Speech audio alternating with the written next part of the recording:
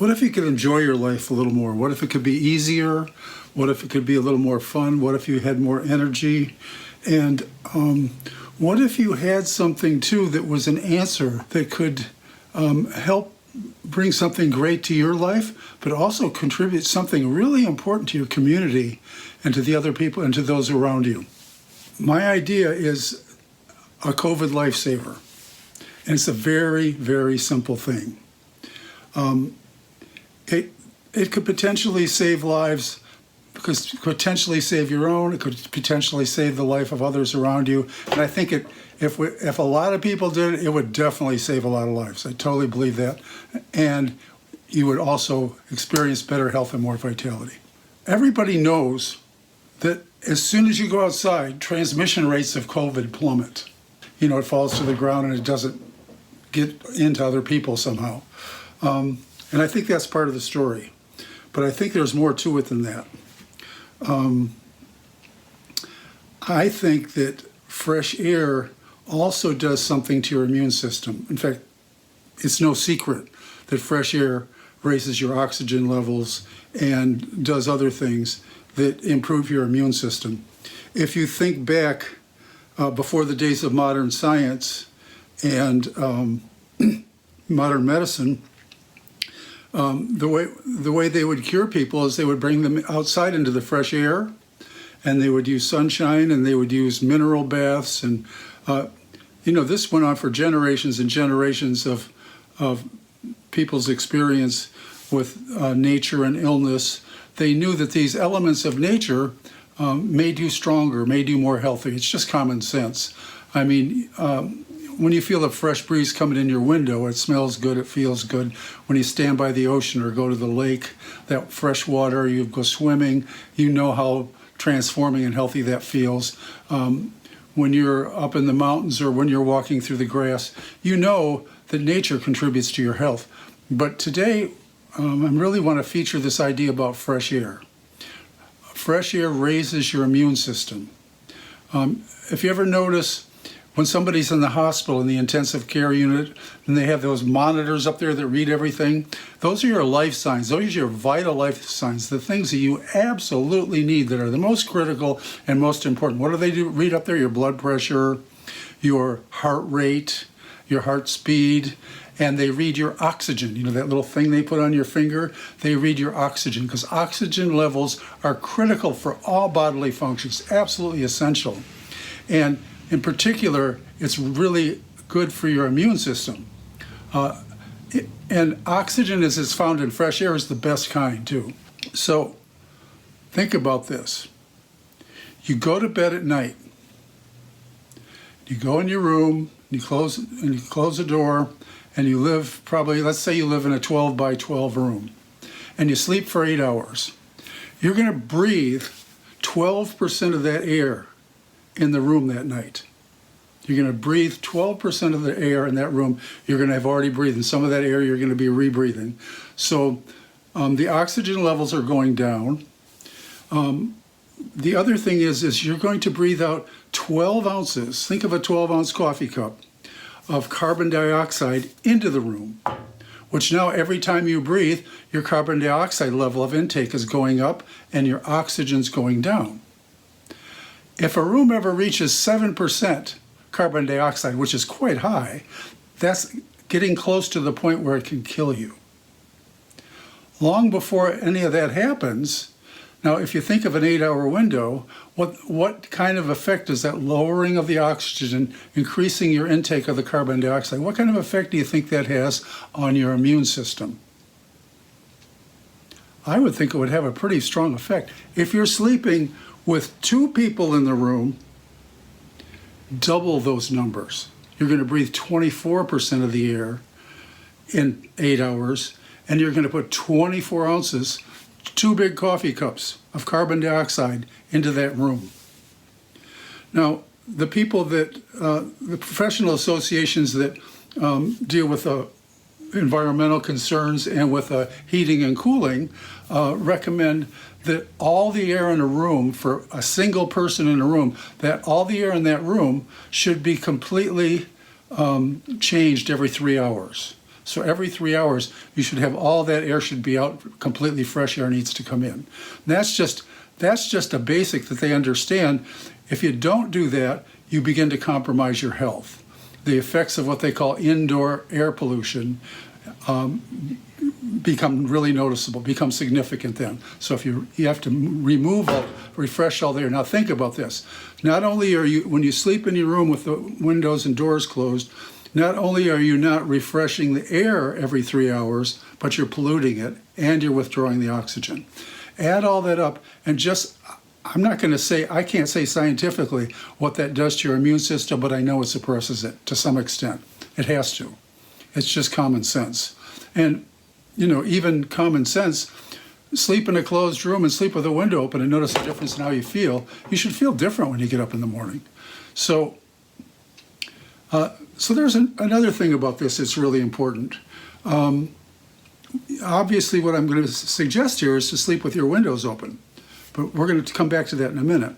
There's another really big thing that goes on here. More and more what we're taught is healthy has to do with pills and surgery and medicine, that's health. And health care has to do with these horrible diseases that can make us really sick, and they help us with that. But that's a very limited model of health care.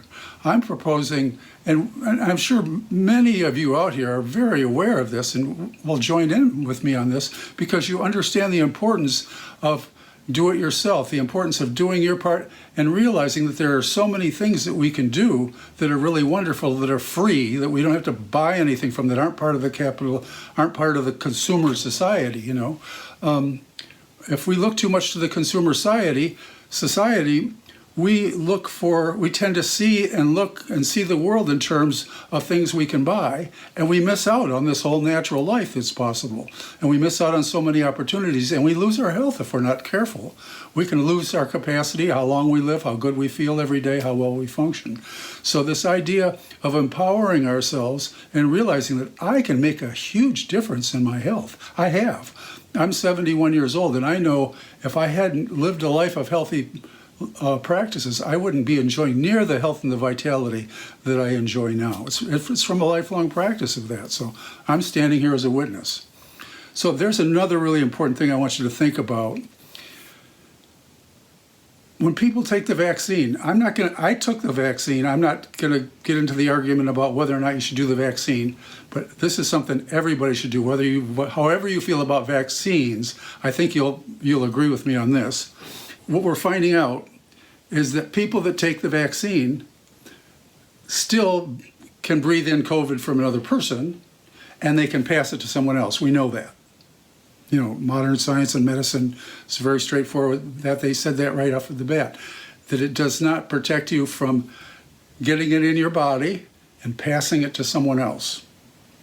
So if that's true, let's go back to our closed room that we sleep in every night. And most of us are going to get exposed to COVID. You know, if you go out and do anything, you're going to get exposed to COVID, highly likely. Now, I've had the vaccine, so I figure I can get exposed to it, but I probably won't get sick. But think about this. If I've been exposed, let's say I have been vaccinated and I've been exposed, or even if you haven't, you've been exposed, you have some COVID in your lungs, probably maybe a dose that's too small to make you sick, but it might be enough to pass on, might not. But let's say that situation happens. Now you go in your closed room, and your lungs are this warm, damp environment, and you're in a nice, warm room, and you breathe COVID out. And then you breathe COVID back in. So if that happens, and I assume to some extent, I don't know to what extent that will happen, but imagine that happening for 8 hours. One of the scary things about people that are vaccinated is that they can carry it. And when we can carry it, you can help it to mutate. This new Delta variant that's very dangerous is a mutation. How did it mutate? In humans. So I can be vaccinated, breathe in COVID, and that COVID inside of me is now mutating. And then I go in my closed room and I breathe out COVID and I breathe back in COVID for 8 hours. Or let's say I have 2 people in the room. Maybe only one of us has it. Now we're sharing it with each other in an indoor environment. Everybody knows everybody knows that when you go outside, you're safer from COVID because of the fresh air. So now you spend 8 hours a night not in fresh air, potentially rebreathing COVID, potentially sharing it with other people in the room or even other people in the house all night. And so that increases the capability of the virus that gives it more chance to mutate. It gives it more chance to thrive in the inside of us. It also gives us more chance to share it more with others. It also lowers our immune system.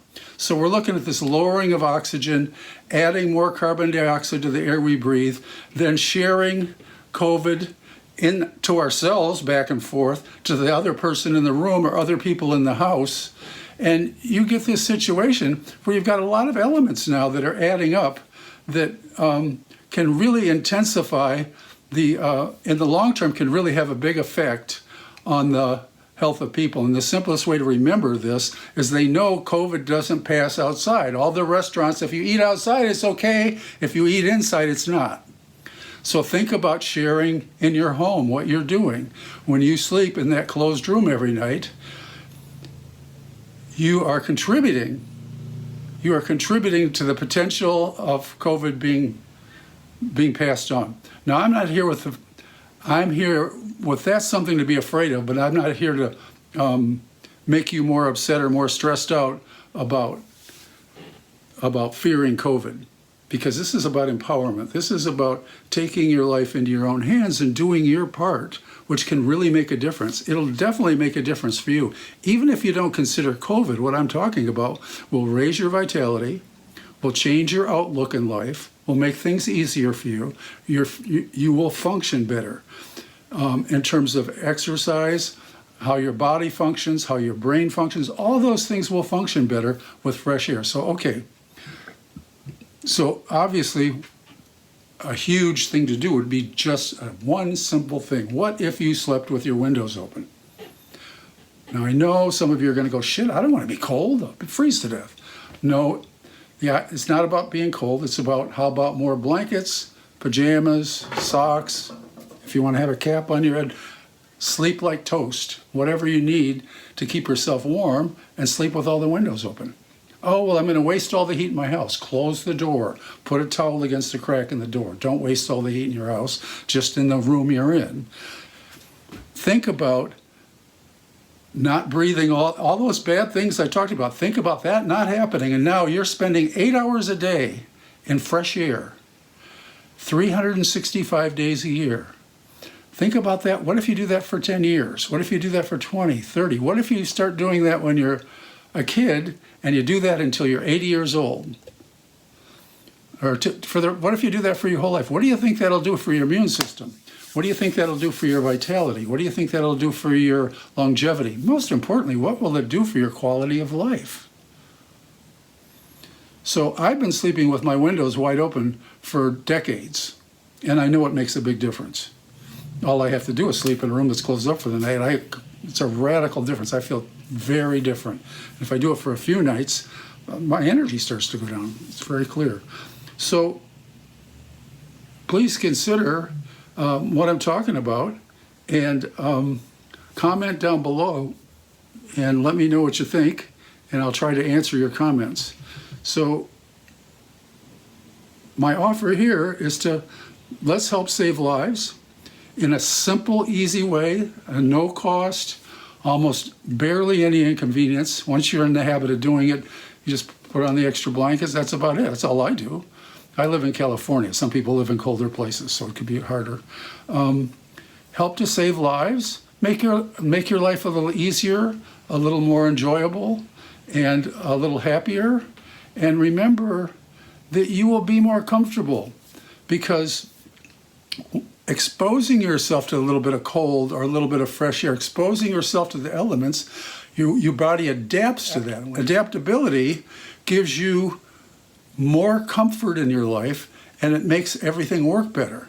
You know how they have on the thermostats, they used to show this little zone, it's called the comfort zone, you know. Well, take your comfort zone and widen it, raise your vitality, enjoy your life more, and we'll all be happier. And that's my best solution for the problems we're facing in the world today. So I'm Jim Cutzinger. Thanks for being here. I am very dedicated to healthy living, authentic relationships, and cultivating your unique potential.